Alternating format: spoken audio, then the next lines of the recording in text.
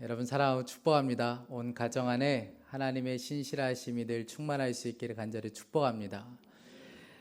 미국의 신학자이고 사회학자인 토니 캠펄러 박사님이 계신데, 이분이 한 번은 한 95세 되시는 분들 한 50명을 모아놓고, 그리고 그분들에게 설문조사를 했다고 합니다.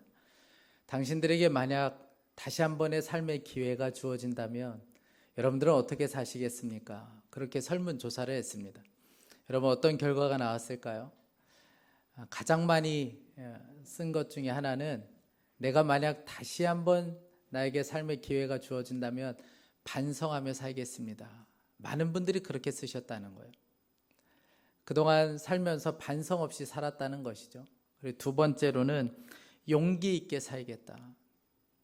삶을 뒤돌아보니까 내가 용기가 없어서 그때 적당하게 살고 불의와 타협하며 살았던 것이 참 후회가 되기 때문에 다시 한번 삶의 기회가 주어진다면 내가 용기 있게 살고 싶다.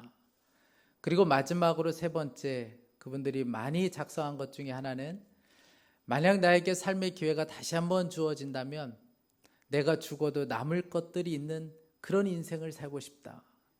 그러니까 95세가 되어서 지금 내 삶을 뒤돌아보니까 남은 것이 아무것도 없는 것처럼 여겨진다는 거예요.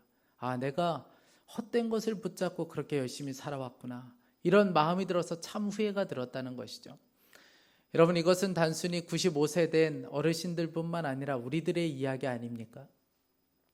여러분들 1년 동안 잘 살아오셨습니까? 아니면 후회만 가득한 삶을 여러분들은 혹시 살지는 않으셨습니까? 1년을 지나고 마지막 날이 되고 보니까 참 후회와 아쉬움이 많지요. 누구 할 것 없이 다 똑같이 느끼는 감정들이기도 합니다. 오늘 마지막 날에 저는 여러분들과 함께 2023년을 준비하기 위해서 꼭 우리에게 준비해야 될, 점검해야 될 두 가지가 있음을 하나님께서 말씀해 주셔서 그 말씀을 좀 함께 여러분들과 나누고 싶습니다. 제가 송구영신 예배 때 오늘 본문으로 좀 말씀을 전해야겠다 이렇게 생각했던 때는 언제냐면 올해 2월 달이었습니다. 2월 달에 하나님께서 제 마음 가운데 송구영신 때 이 말씀을 좀 함께 나누면 좋겠다라는 마음을 주셨어요. 그런데 그때는 왜 이 말씀을 주시는지 전혀 알지 못했습니다. 그런데 제가 말씀을 준비하는 가운데 이유를 알게 되었어요. 연말이 되고 2022년 마지막 날이 되고 보니까 이 마지막 날에, 이 마지막 날 앞에 서 있는 우리의 심정이 베드로의 심정 같은 거예요. 여러분, 베드로는 실패자였습니다. 그것도 대실패자였습니다. 요한복음 14장 33절에 보면 예수님께서 제자들에게 내가 가는 그곳을 너희들이 따라올 수 없다고 말씀하셨어요. 그때 베드로가 기가 막혔습니다. 지금까지 예수님을 따라왔는데 예수님 가는 곳을 내가 갈 수 없다. 이거는 말이 안 되는 거예요. 그래서 베드로가 나서면서 이야기합니다. 저는 죽는 길이라고 해도 예수님 따라가겠습니다. 무슨 이야기입니까? 예수님 가시는 곳에 저도 갑니다. 저는 끝까지 갑니다. 그렇게 고백했죠. 참 그 마음은 너무나도 귀했지만 이런 베드로의 결단은 산산조각 나고 말았습니다. 그는 결국 예수님을 3번이나 부인하고 말았습니다. 그의 결단, 그의 결심은 참 귀한 것이었지만 그는 예수님을 부인하고 말았어요. 여러분, 베드로가 어떤 사람입니까? 제자 중에 제자라고 불리는 수제자였잖아요. 그리고 이 베드로는 주는 그리스도시요 살아계신 하나님의 아들이라는 놀라운 고백을 했던 사람이 베드로였습니다. 그는 죽어도 예수님 따라가겠다고 했던 정말 충성심이 대단했던 사람이었습니다. 여러분, 이 말은 무슨 이야기일까요? 다른 제자들은 다 예수님을 부인한다 할지라도 베드로만큼은 예수님을 부인하지 않을 사람이었다. 그런 의미를 가지고 있는 것이죠. 그런데 그런 베드로였지만 결국 예수님을 3번이나 부인했고 예수님을 저주까지 하고 말았습니다. 예수님처럼 살고 싶지 않아서, 예수님처럼 저렇게 비참하게 죽는 길로 가고 싶지 않아서 결국 예수님을 부인했던 사람이 베드로였습니다. 사랑하는 여러분, 이 베드로의 모습을 보면 마치 우리들의 모습을 보는 것처럼 여겨집니다. 마치 제 모습을 볼 때가 참 많이 있습니다. 이것은 단순히 베드로의만의 이야기가 아니고 우리들의 모습이기도 하죠. 여러분, 우리가 올해 연초에 얼마나 많은 결단을 하며 살아오셨습니까? 내가 이렇게 한번 살아보리라, 내가 저렇게 한번 살아보리라, 얼마나 많은 결심과 결단을 했습니까? 우리가 결심하고 결단하면 그렇게 살 줄 알았어요. 다른 사람은 몰라도 나는 내가 한번 결심하면, 결단하면 그렇게 살 수 있을 것이라고 생각했습니다. 그런데 뒤돌아서 보니까 우리가 결심하고 결단했던 모든 것들이 그냥 다 무너지고 말았다는 것을 우리 스스로 알잖아요. 우리가 베드로처럼 우리의 입으로 예수님을 부인하지는 않았을지 모르지만, 여러분, 우리가 살면서 예수님을 마치 모르는 사람처럼 살아갈 때가 얼마나 많았습니까? 마치 예수님을 모르는 사람처럼 말하고, 마치 예수님을 모르는 사람처럼 행동하고, 마치 예수님을 모르는 사람처럼 두려움과 염려 가운데 살 때가 여러분들 우리에게 얼마나 많이 있었습니까? 그러니 베드로의 모습이 곧 우리들의 모습이기도 한 것이죠. 여러분, 그런데 우리가 궁금한 것은 베드로가 그렇게 마음이 없었던 것은 아니었는데 왜 그의 인생 가운데 이렇게 실패를 맛보았냐 하는 거예요. 왜 베드로는 이렇게 실패했던 걸까요? 가장 먼저는 베드로의 사랑의 문제가 있었기 때문에 그렇습니다. 베드로가 실패했을 때 예수님께서 베드로를 찾아오셔서 나를 사랑하냐고 물으셨습니다. 오늘 15절 말씀에 그들이 조밥 먹은 후에 예수께서 시몬 베드로에게 이르시되 요한의 아들 시몬아, 내가 이 사람들보다 나를 더 사랑하느냐? 이 질문을 받은 베드로는 아마 죽고 싶었을 겁니다. 예수님을 3번씩이나 부인했어요. 그런데 그렇게 부인했던 예수님이 다시 부활하셨다는 거예요. 다시 살아나셨다는 거예요. 베드로에게는 그 부활하셨다는 예수님의 소식이 하나도 기쁘지 않았습니다. 왜냐하면 본인이 예수님께 어떻게 했는지를 알기 때문에 예수님의 부활의 소식은 전혀 기쁘지가 않았어요. 그 부활의 소식을 듣고도 그래서 베드로가 나 같은 놈이 무슨 예수님의 제자가 될 수 있겠어. 그래서 예전의 삶으로 그냥 돌아가 버리고 말았어요. 어부의 삶으로 돌아가 버렸습니다. 그런데 부활하신 예수님께서는 끝까지 베드로에게 찾아오셔서 3번 물으셨습니다. 네가 나를 사랑하느냐? 이 사람들보다 나를 더 사랑하냐고 예수님께서 베드로에게 물으셨습니다. 여러분, 왜 예수님께서는 그 많은 질문 중에 나를 사랑하냐고 물으셨던 걸까요? 베드로의 사랑에 문제가 있었기 때문에 그런 것이었죠. 베드로가 실패할 수밖에 없었던 것은 베드로의 사랑에 문제가 있었기 때문에 그렇습니다. 여러분, 베드로는 예수님 따라가고 싶은 마음은 있었어요. 그런데 베드로의 사랑의 대상은 예수님이 아니었습니다. 베드로가 사랑한 것은 자기 자신이었지 예수님이 아니었던 거예요.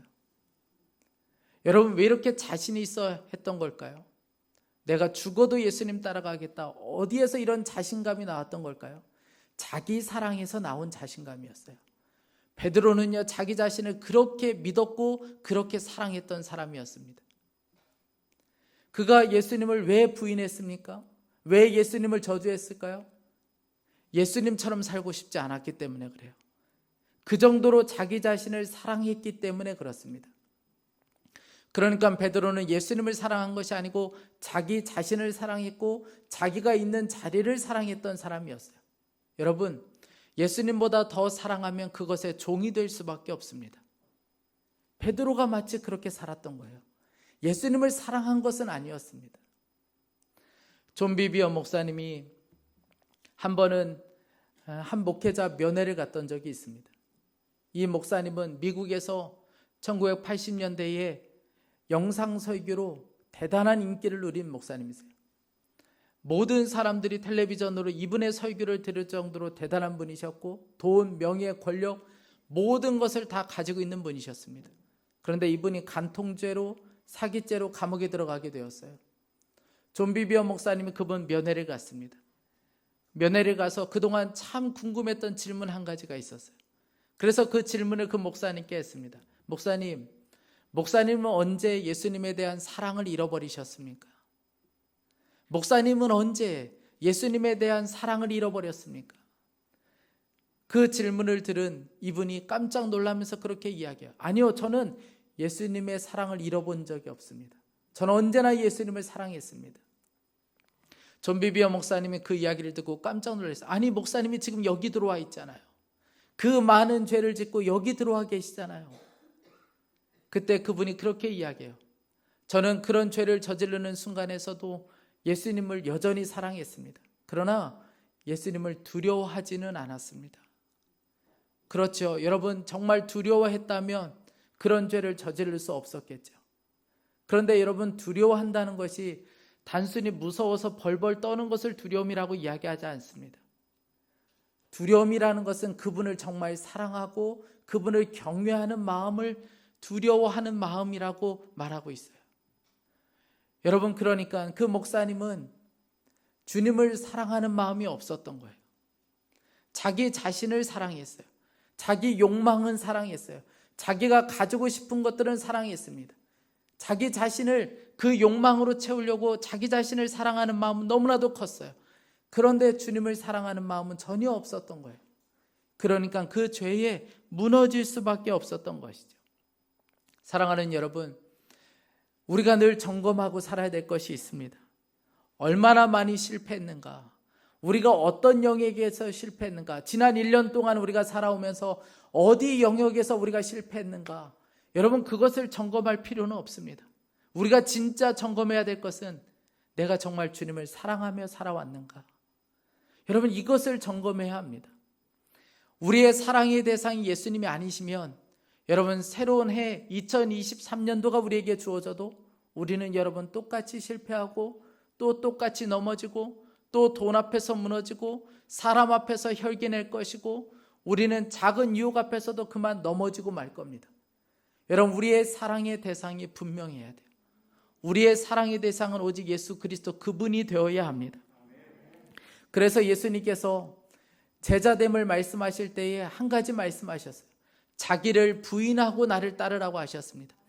자기 사랑에서 벗어나야 한다는 거예요. 자기 사랑에서 벗어나 예수님을 사랑하는 것이 필요합니다. 그러므로 여러분, 우리가 매일같이 점검해야 될 것은 나의 사랑은 예수님이신가? 주님을 향한 나의 사랑에 문제는 없는가? 여러분, 매일 이것을 점검해야 합니다.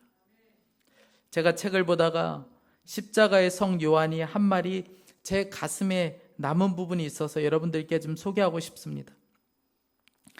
하루가 저물 때에 우리는 사랑한 것을 기준으로 심판을 받을 것이다.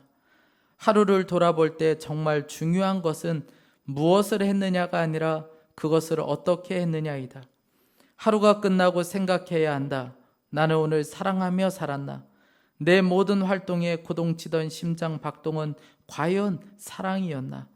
그것이 내 모든 대화에 나타났나? 내 눈빛에 나타났나? 내 앞에 있는 사람들이 느낄 수 있었나? 내가 오늘 말한 진리는 사랑으로 한 것인가? 오늘 내린 결정은 사랑에 기초한 것인가? 나는 사랑하며 살았나? 그 질문에 예라고 답할 수 있다면 그걸로 족하다. 여러분, 우리를 향한 주님께서 이렇게 물으실 때에 네가 나를 사랑하느냐? 이 사람들보다 나를 더 사랑하느냐? 여러분, 예수님께서 저와 여러분에게 이렇게 물으실 때 예, 제가 주님 사랑하죠. 여러분, 그렇게 대답할 수 있다면 그것으로 족한 거예요. 그러면 여러분 잘 가고 계신 겁니다. 베드로가 실패할 수밖에 없었던 두 번째 이유는 예수님과의 거리가 너무 멀리 있었기 때문에 그렇습니다. 예수님을 따라가는데 예수님과 너무 멀리 떨어져서 따라갔기 때문에 그렇습니다. 베드로에게 사랑을 물으시고 그 사랑을 확인하신 예수님께서 아주 중요한 말씀을 오늘 해주십니다. 18절 19절 말씀입니다. 우리 다 같이 18절 19절을 한 목소리로 읽어보겠습니다. 시작. 내가 진실로 진실로 내게 이르노니 내가 젊어서는 스스로 띠띠고 원하는 곳으로 다녔거니와 늙어서는 내 팔을 벌리리니 남이 내게 띠띠우고 원하지 아니하는 곳으로 데려가리라. 이 말씀을 하심은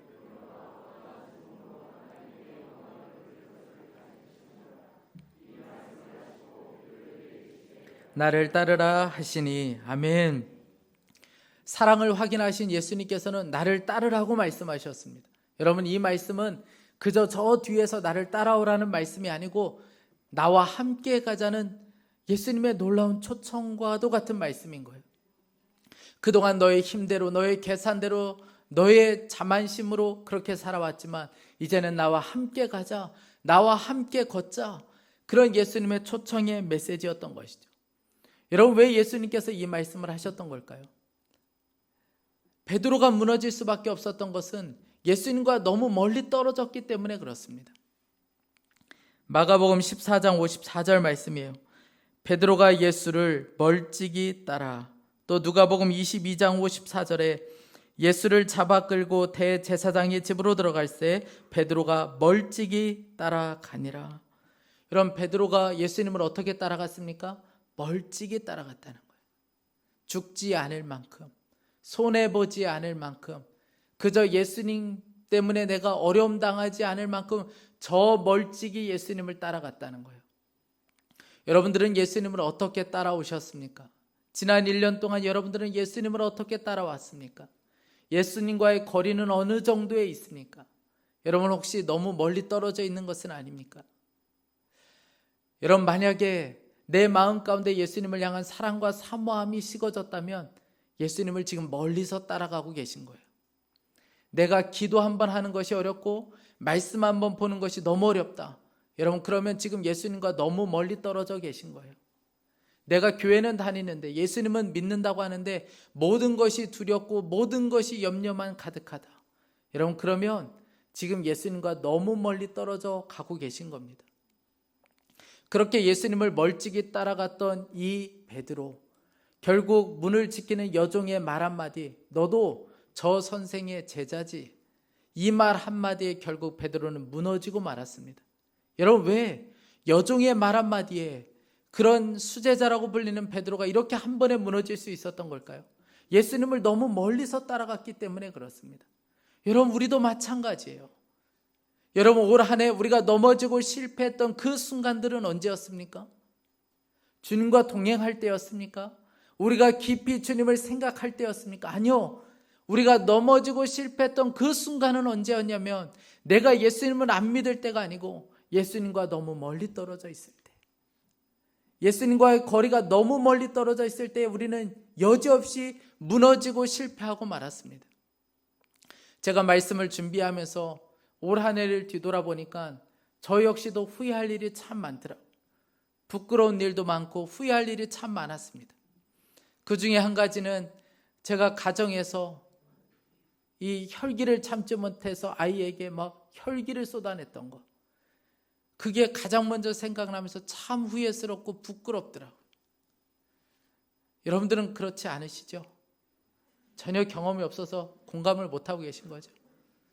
저만 나쁜 놈이에요. 너무너무 그게 부끄러웠어요. 성도님들 눈치 보느라 성도님들이 두려워서 제가 거짓스러운 모습으로 대했던 것, 제가 거짓말은 아니지만 마치 그렇게 한 것처럼 그렇게 교묘하게 이야기했던 것들도 생각나며 그것도 너무 후회스럽고 그것도 너무 부끄럽게 여겨졌습니다. 교회 안에 이런저런 크고 작은 현안들이 있을 때에 제가 믿음으로 반응하지 못하고 두려움으로 반응했던 것, 그것도 저에게 너무나도 후회스럽고 너무 부끄러운 모습이었습니다. 제가 마음을 다하여 사랑하지 못했던 것들, 그저 내 자존심을 드러내느라 정말 마음 다하여 사랑하지 못했던 것도 제게는 너무나도 부끄럽고 너무나도 후회스러운 일이었습니다. 제가 뒤돌아보니까 그 순간은 언제였냐면 제가 주님을 멀리서 따라가고 있을 때, 주님과의 관계가 멀어질 때 저는 여지없이 아주 작은 것 하나에도 무너지는 제 자신을 발견하게 되었습니다. 사랑하는 여러분, 우리는 주님과의 관계가 멀어지면 여지없이 무너질 수밖에 없어요. 올 1년 동안 살아오면서 여러분, 우리가 단순히 잘못 살았기 때문에, 내가 너무나도 약한 사람이기 때문에, 내가 너무 부족한 사람이기 때문에 넘어지고 실패한 것이 아니었고, 내 사랑하는 주님과 멀리 떨어져 있었기 때문에 무너졌던 거예요. 그래서 여러분, 사람 말 한마디에 그렇게 무너졌던 것이고, 혈기 하나에 그렇게 무너졌던 것이고, 작은 유혹 하나에 우리가 그렇게 무너졌던 거예요. 주님과 너무 멀리 떨어져 있었기 때문에 그렇습니다. 그러니 여러분, 2023년도에는 어떤 상황 속에서도 주님을 멀리 떨어져서는 안 돼요. 정말 주님을 붙잡아야 합니다. 주님 손을 붙잡아야 돼요. 어떤 상황 속에서도 주님의 손을 붙잡는 성도는 여러분 넘어지지 않아요. 실패하지 않을 수 있습니다. 제가 말씀을 준비하는 가운데 찬양이 하나 생각이 났는데 주님여 이 손을 꼭 잡고 가소서라는 찬양입니다. 아마 많은 분들이 알고 계실 거예요. 이 찬양곡을 쓴 분이 미국의 토머스 앤드류 루이스라는 분인데 이분은 미국의 크리스찬 음악인입니다. 한 번은 이분이 멀리 떨어져 있는 한 5시간 정도 거리 떨어져 있는 곳에 집회 요청을 받았어요. 그곳까지 운전해서 가서 그곳에서 집회를 인도하는데 집에서 연락이 왔어요. 전보가 왔는데 아이를 임신하고 있는 아내가 위험하다는 거예요. 뱃속에 9개월 된 아이가 있는데 이 아이도 위험하고 그리고 지금 아내도 위험하다는 연락을 받게 됩니다. 이분이 고민하다가 어떻게 하면 좋을까? 그러다가 집회를 다 마치고 가야겠다. 하나님께 기도하고 그리고 집회를 다 마치고 집에까지 돌아갔어요. 집에 돌아갔을 때는 아내도 아이도 목숨을 잃은 상태였습니다. 그렇게 아이도 아내도 떠나갔어요. 너무 화가 났습니다.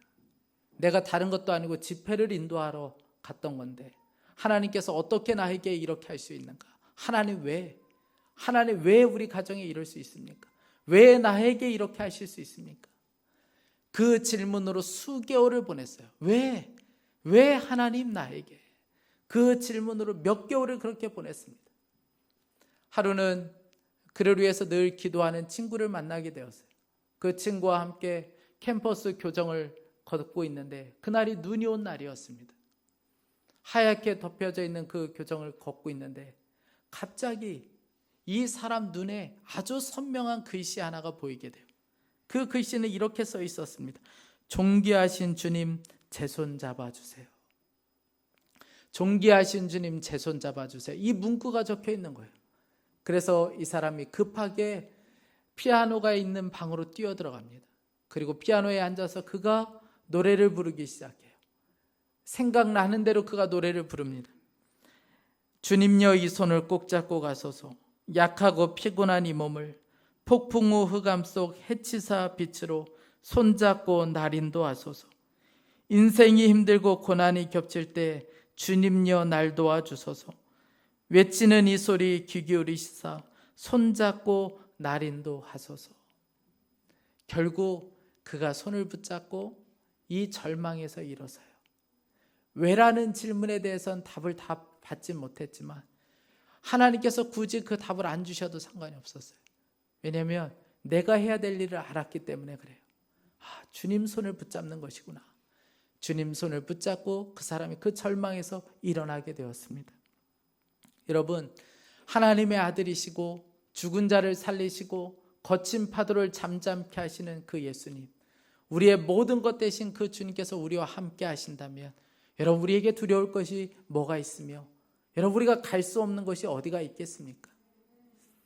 2023년이 이제 하루 앞으로 다가왔습니다. 이제 몇 시간 앞으로 다가왔습니다. 아마 여러분들 중에는 전혀 기대감이 없는 분들도 있으실 거예요. 아니, 오히려 해가 바뀌는 것이 별로 좋지 않은 분도 혹 있을지 모르겠습니다. 2023년도에 이 문제가 해결될까? 정말 이렇게 한 해가 간다고 해서 더 좋아질까? 아마 낙심과 절망이 있는 분들도 혹 있을지 모르겠습니다. 그런데 여러분, 한 번도 살아보지 않은 이 길을 주님이 함께 하십니다. 우리 혼자 가는 것 아니고 주님이 이 길을 함께 걷고 계세요. 우리에게 필요한 것은 주님과 멀어지지 않는 거예요.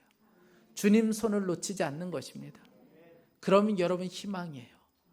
그러면 결코 절망 아닙니다. 남아프리카 공화국의 최초의 흑인 대통령인 넬슨 만델라, 아마 이름 다 들어보시고 아실 건데 이분이 정치범으로 수용소에 27년 동안 살았던 분이세요. 노벨 평화상도 받으신 분이긴 하지만 이분이 27년 동안 옥에 갇혀 있을 때에 독방에 들어간 지 한 4년 정도 되었을 때 연락이 왔는데 어머니가 돌아가셨다는 소식을 듣게 됩니다. 그리고 이듬해에 아들이 그만 교통사고로 목숨을 잃었다는 소식도 들려와요. 아내와 딸들이 있는데 강제로 흑인들만 사는 곳으로 추방당했다는 연락도 받게 됩니다. 그런데 감옥에 있으니까 뭐 할 수 있는 게 아무것도 없는 거예요. 너무 절망스러운 것밖에 없는 겁니다.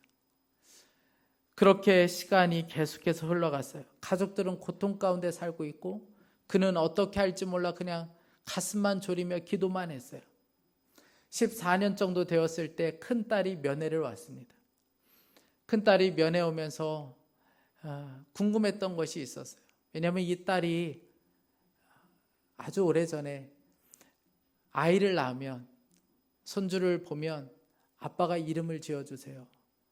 그리고 임신을 하게 된 거예요. 그리고 나서 찾아오기를 어떻게 이름을 지었을까? 아빠가 비록 옥에 있지만 손녀의 이름을 어떻게 지었을까? 궁금한 마음으로 그 이름을 받기 위해서 이 딸이 면회를 온 겁니다. 아빠가 작은 쪽지를 이 딸에게 건네주었어요. 딸은 떨리는 마음으로 아빠가 이름을 뭐라고 지어줬을까? 그리고 그 쪽지를 열어봤어요. 근데 그 쪽지에 이렇게 적혀 있었습니다. 희망이라고 적혀 있었어요. 여러분, 그 옥에서 무슨 희망이 있을 수 있겠습니까? 그런데 그곳에 주님이 함께 하시니까 희망의 빛이 보이기 시작한 것이죠. 그래서 그 손녀 이름을 희망이라고 지었던 거예요. 사랑하는 여러분, 2023년도 다 펼쳐지지 않아도 우리는 알 수 있습니다.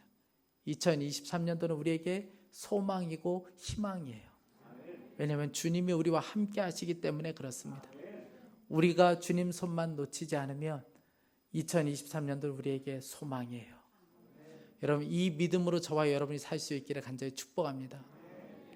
2023년도 저와 여러분이 정말 우리 주님만 사랑하며 그 주님 손 놓치지 않고 사는 한 해가 될 수 있기를 간절히 축복합니다.